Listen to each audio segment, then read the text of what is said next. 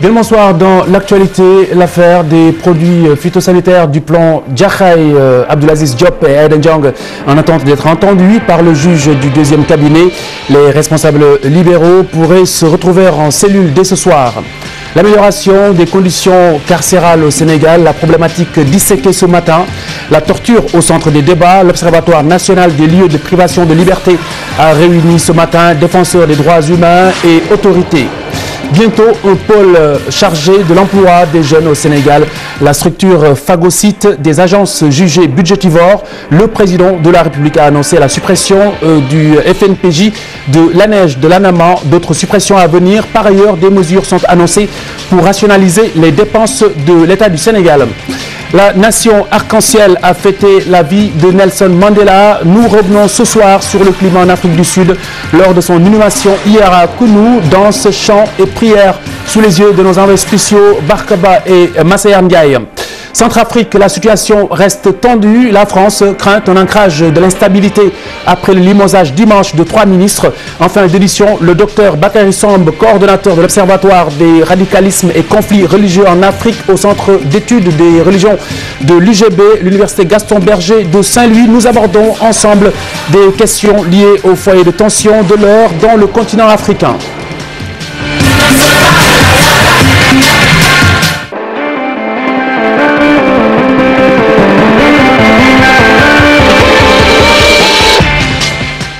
Des coups de machette, le principal du CM de Kayel a échappé belle. Il a été agressé par des présumés voleurs qui se sont nuitamment introduits dans cet établissement. L'école primaire de la localité a également été cambriolée.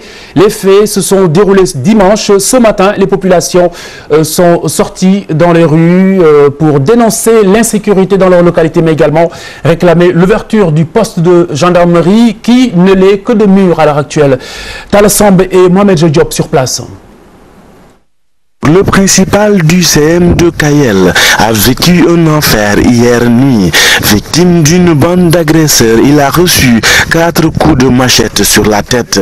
Sa vie ne serait pas en danger. Il a été évacué au centre de santé de Mbaké. Les mêmes agresseurs s'en sont pris à l'école primaire. Nous avons constaté en même temps que le bureau a été complètement saccagé. Ils ont sorti les mallettes pédagogiques et tous les bagages en tout cas qui étaient au niveau de la direction. Les populations ont marché ce matin pour réclamer l'ouverture du poste de gendarmerie déjà construit. Donc notre poste de gendarmerie a été ouvert il y a 1 an à peine.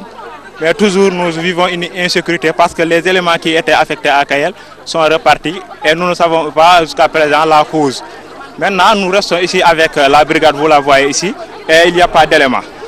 Vraiment nous en avons le ras-le-bol et nous ne pouvons plus supporter cette situation d'insécurité à laquelle nous faisons face. En décembre 2012, un professeur a été agressé ici. D'autres professeurs ont été victimes de menaces. Aujourd'hui encore, vous voyez, c'est le principal qui est agressé et l'école élémentaire est dévalisée.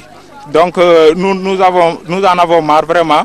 À Kayel, l'insécurité est grandissante, les agressions nombreuses, les populations excédées demandent l'appui des autorités. Vallée du fleuve Sénégal, le ministère de l'Intérieur décide de renforcer la sécurité à la frontière. Le ministre a inauguré le nouveau poste frontalier de Gourel-Oumarly. L'État entend doter les 18 postes frontaliers sur place d'outils performants de contrôle d'identité. Surtout, le ministre annonce des moyens nécessaires pour combattre l'infiltration d'individus douteux sur le territoire national. Abdoulaye Diagne et Ibrahim Kamara. Parmi les 18 postes frontaliers de la rive du fleuve, celui de Gourel-Oumarly vient d'être doté de matériel adéquat au contrôle d'identité et de paiement du visa biométrique. Le ministre de l'Économie et des Finances, en présence des personnalités du ministère de l'Intérieur, a eu à signer une convention de financement avec l'Union européenne d'un montant de 20 milliards. Dans ces 20 milliards, il est prévu bien évidemment 2 milliards 300 millions de francs CFA pour la construction des postes de frontières de l'Union européenne. Devant les responsables de la police sénégalaise, le ministre de l'Intérieur dit s'inscrire dans une politique de sécurisation du territoire national prônée par le chef de l'État. L'ambition du président de la République sur ces instructions, après qu'il a eu à faire le tour du pays, au moins à 3 reprises, sait mieux que quiconque les besoins et les doléances de ces populations. La sécurité frontalière au menu des principales préoccupations dans les zones stratégiques telles que Gourel Oumarli, une localité qui fait face à Kaïdi, la capitale régionale du Gorgol, où on note un important flux migratoire. Par ailleurs, l'unité de la gendarmerie de Tchambé, à quelques jets de pierre de Ourossogui, veille au grain dans un contexte où la sous-région est secouée par le terrorisme international. Je le disais, l'affaire des produits phytosanitaires du plan Diakhaye Abdoulaziz Diop et Aïda Ndiong risque le mandat de dépôt. Ils sont en attente d'être entendus par le juge du deuxième cabinet. Les responsables libéraux pourraient donc se retrouver en cellule dès ce soir. Abdoulaziz Diop était en liberté provisoire. C'est l'ancien coordonnateur du projet du plan Diakhaye poursuivi pour un détournement portant sur plus de 2 milliards de francs CFA. Aïda Ndiong, quant à elle, au sujet d'un marché toujours dans cette même affaire. Écoutez le portrait réalisé par Fatima Ba. Enseignante de formation, Aïda Ndiong a une riche carrière politique. D'abord militante du Parti socialiste de 1976 à 2000, elle a dirigé la commune d'arrondissement des HLM de 1996 à 2001. Après la chute du président Abdou Diouf, elle rejoint le PDS de Abdoulaye Wade.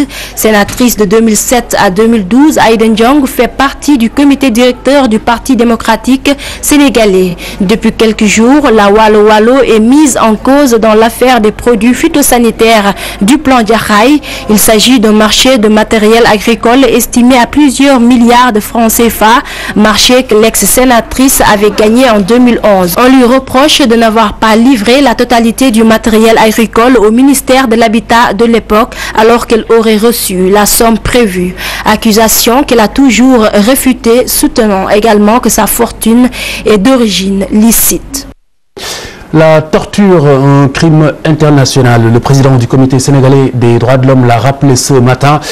C'était à l'occasion d'un atelier à l'initiative de l'Observatoire national des lieux de privation de liberté qui a réuni organismes de défense des droits de l'homme et autorités sénégalaises autour de cette problématique des conditions carcérales au Sénégal. Un certain nombre de mesures a été également annoncé pour améliorer ces conditions justement. Mohamed Dieng et Chérif Diao. De la justice et l'Observatoire national des lieux de privation de liberté veulent que cessent les cas de torture dans les prisons, qu'ils ont organisé cet atelier axé sur la situation carcérale au Sénégal. Une occasion pour le président du comité sénégalais des droits de l'homme de rappeler aux tortionnaires que la torture est considérée comme un acte criminel. Il faut que les gens sentent que quelqu'un qui a torturé, un tortionnaire, vraiment il souille l'uniforme qu'il porte. Il souille la République. Et il faut que ça soit très clair, des plus hautes autorités jusqu'aux ONG, jusqu'aux populations. Parce que la torture est bannie par la communauté internationale. C'est un crime international.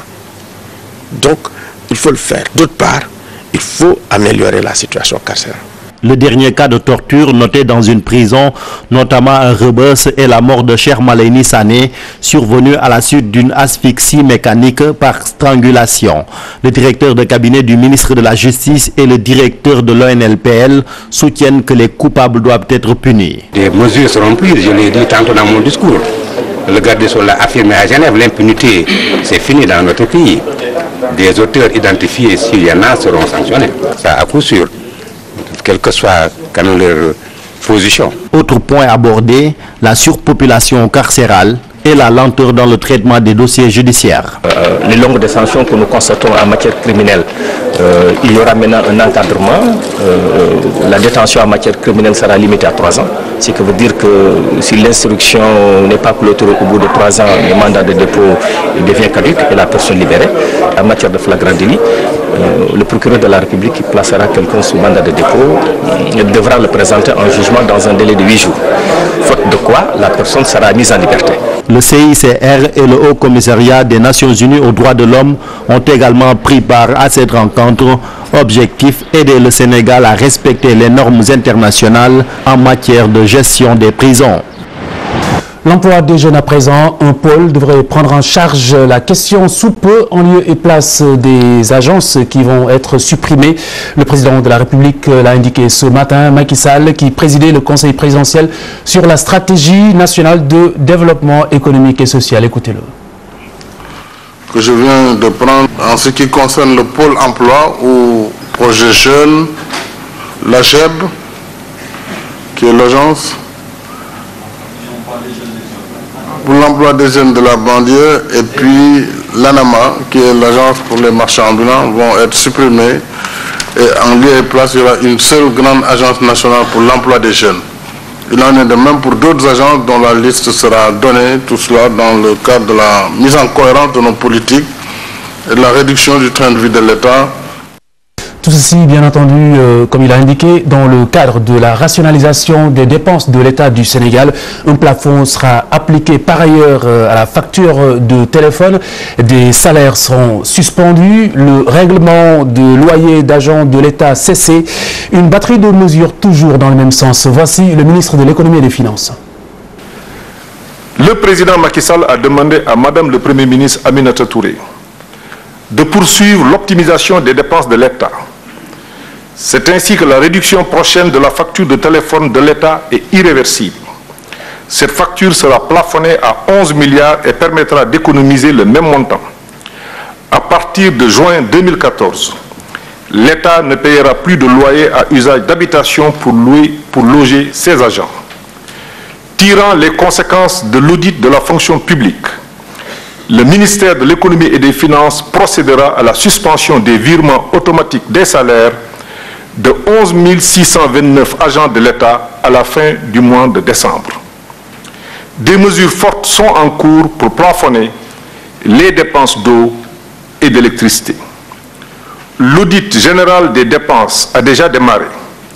Levée du mot d'ordre de grève des concessionnaires du nettoiement. L'enlèvement des ordures a timidement démarré dans la capitale sénégalaise au grand bonheur des populations qui recommandent aux autorités plus de respect et de considération pour ces honnêtes citoyens qui ont choisi ce noble métier, à l'instar de Amadou. Amadou, 54 ans, tailleur qui s'est reconverti en éboueur depuis 1994.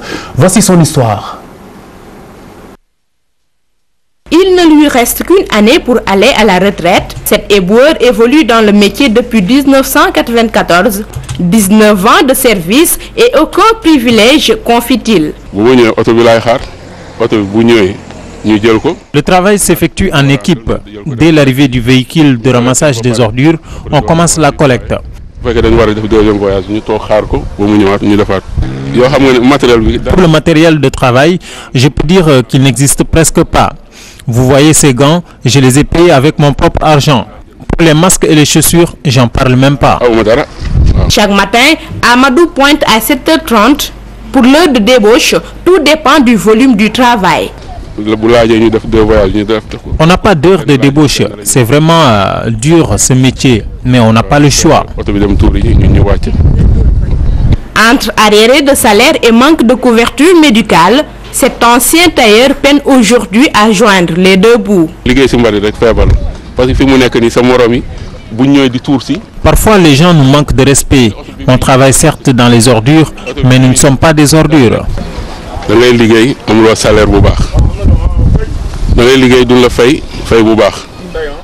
Pour nos salaires aussi, on ne nous paye jamais à temps. Actuellement, mon fils est renvoyé de l'école. Côté administratif, nous sommes oubliés. Retraite, 55 ans la ñu wara yóbbu retraite té loolu xam nga né jaarul dal. Face aux grèves répétées dans le secteur du nettoiement, ce père de 3 enfants ne désespère pas. Toutefois, il lance un appel à l'État pour que l'âge de la retraite soit ramené à 60 ans. La 3e réunion annuelle de West African Network contre le sida, la tuberculose et la malaria. Le programme est présent dans 7 pays de la sous-région avec le concours de l'Union européenne. Beaucoup de projets ont pris forme grâce à cet appui. En revanche, le coordonnateur en attend un peu plus et d'ailleurs, si possible, pour le succès de la seconde phase prévue en début 2014. Voici le professeur Souleymane Boupa. depuis 2009 qu'on a commencé. On a formé à peu près 280 scientifiques africains. On a à peu près une douzaine disons, de formations en matière de PhD qui ont fait leur thèse et même des masters. Et on a formé dans pratiquement 80 formations dans le domaine des activités transversales, comme par exemple comment écrire des projets, par exemple les bonnes pratiques cliniques, par exemple l'éthique, par exemple l'anglais également, des formations en anglais, etc. Comment renforcer vraiment, c'est ça. Donc globalement pour le réseau, mais pour EDCTP, je crois que le bilan a été positif et il a été décidé de renforcer ses capacités. Et on s'est rendu compte qu'on a beaucoup fait, mais en 3 ans c'était très court et l'Europe maintenant a décidé d'une nouvelle phase qui irait maintenant de 2014 à 2024 et en mettant des moyens importants. En particulier, maintenant au lieu des 200 millions d'euros, ils ont déjà mis pratiquement presque 700 millions d'euros et puis les pays autres devraient avoir à peu près la même contribution et c'est une période de 10 ans parce qu'on s'est rendu compte que malheureusement 3 ans c'était très court et qu'il fallait vraiment prolonger et c'est la raison pour laquelle notre réseau se réunit pour voir comment au mieux nous préparer pour cette seconde phase qui commence en 2014. Nous revenons sur l'inhumation de Nelson Mandela à Kounou, son village natal en Afrique du Sud. C'était hier et partout dans le pays, la nation arc-en-ciel a dansé, chanté et prié pour célébrer la vie de Madiba. Son ancienne maison de Soweto et le Mandela Memorial Center ont refusé du monde. C'était sous les yeux de nos envoyés spéciaux Barkaba Masser Ndiaye.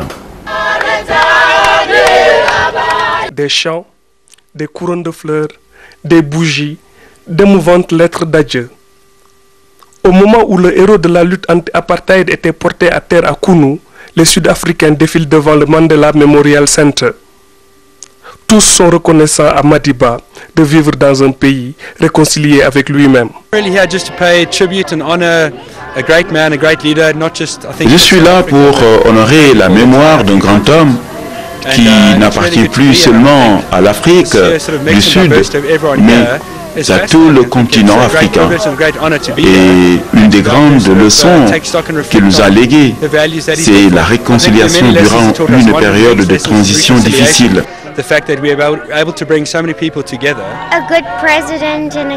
Mandela était un bon président, quelqu'un qui a tout fait pour protéger le pays. I am here today just to say bye-bye to our Tata Mandela because he was my best friend to me. Je suis venu dire au revoir à notre père Mandela, que je considérais comme un ami. Je suis venu là avec mon épouse et ma famille. Il a beaucoup fait pour nous et pour le pays. For anyone, everybody in the country, he done very big thing to us. For African people. C'est dans cette maison, devenue un véritable lieu de mémoire, qu'a vécu Nelson Mandela. Un musée qui lui a été dédié et où ne cessent de défiler les Sud-Africains de tout âge pour ne jamais oublier ce que fut l'héritage de l'homme qui a bâti la nation arc-en-ciel.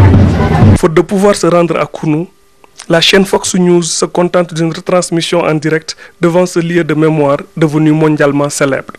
Issus de toutes les communautés, les Sud-Africains sont venus nombreux ici au Memorial Center qui lui est dédié, rendre un dernier hommage à Nelson Mandela, un géant du siècle que les Sud-Africains se promettent de ne jamais oublier.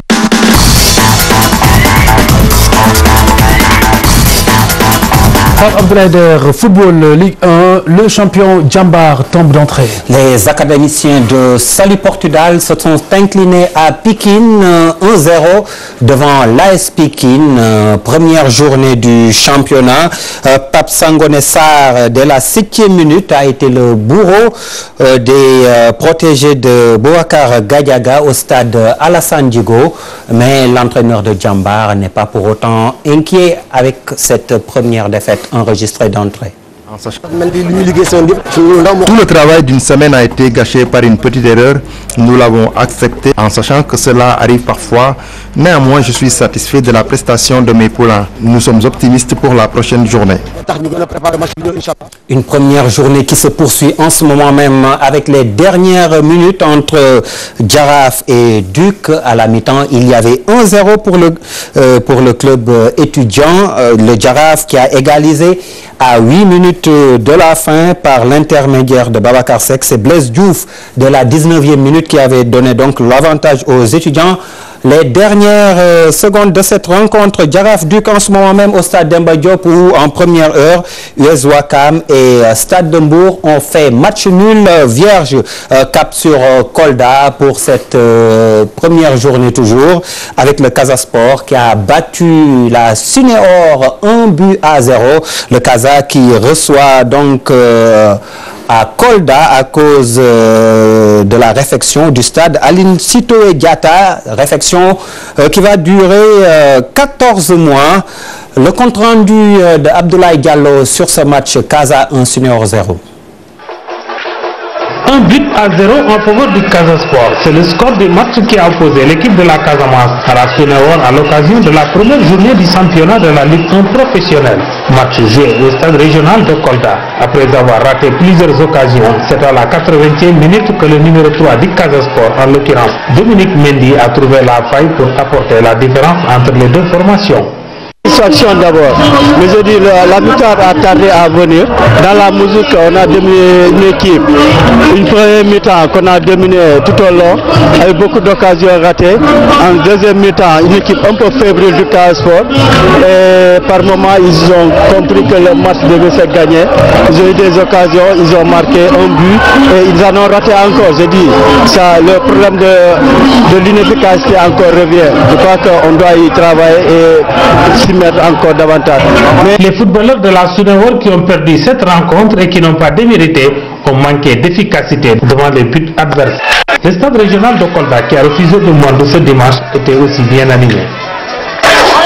Merci Abdoulaye Diallo. Les autres résultats enregistrés lors de cette journée: Yogo qui bat l'Olympique de Ngor 1-0, Niary Tally 2, Linguère 1, Touré Kunda qui perd à domicile devant le port autonome de Dakar, 2-0 pour les portuaires. Toujours avec le football, cette fois-ci en Europe avec les tirages au sort des huitièmes de finale de la Champions League avec l'affiche principale Manchester City FC Barcelone. Il y aura également Arsenal Bayern de Munich entre autres rencontres. Abdouaziz Kane. Manchester City FC Barcelone, c'est l'affiche des huitièmes de finale de la Ligue des Champions. Les Citizens sont actuellement en feu et détiennent la meilleure attaque de la Première Ligue avec 47 buts en 16 matchs. En face, le Barça, loin d'être souverain en ce moment, malgré sa première place en Liga espagnole, espère le retour de Messi pour reprendre sa vitesse de croisière. L'autre affiche de ces huitièmes de finale marquera les retrouvailles entre Arsenal et le Bayern de Munich.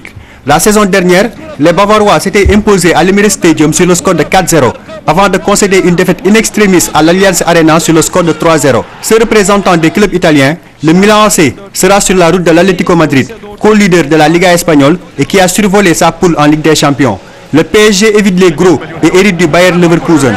Le Real Madrid a aussi été épargné puisque les merengues seront opposés à Schalke 04. Le vice-champion d'Europe, le Borussia Dortmund, sera sur la route du Zenit Saint-Pétersbourg.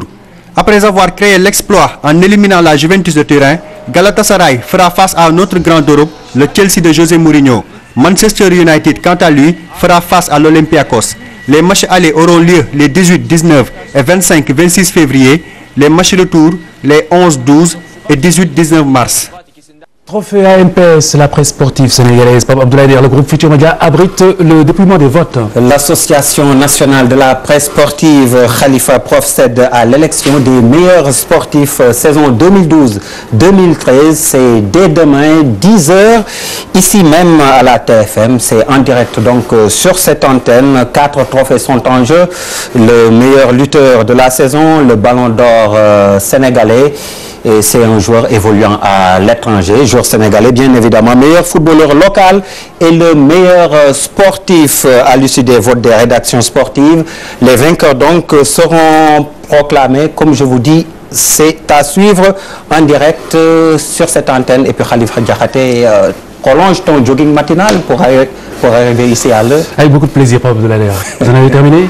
Ouais. Merci. À demain.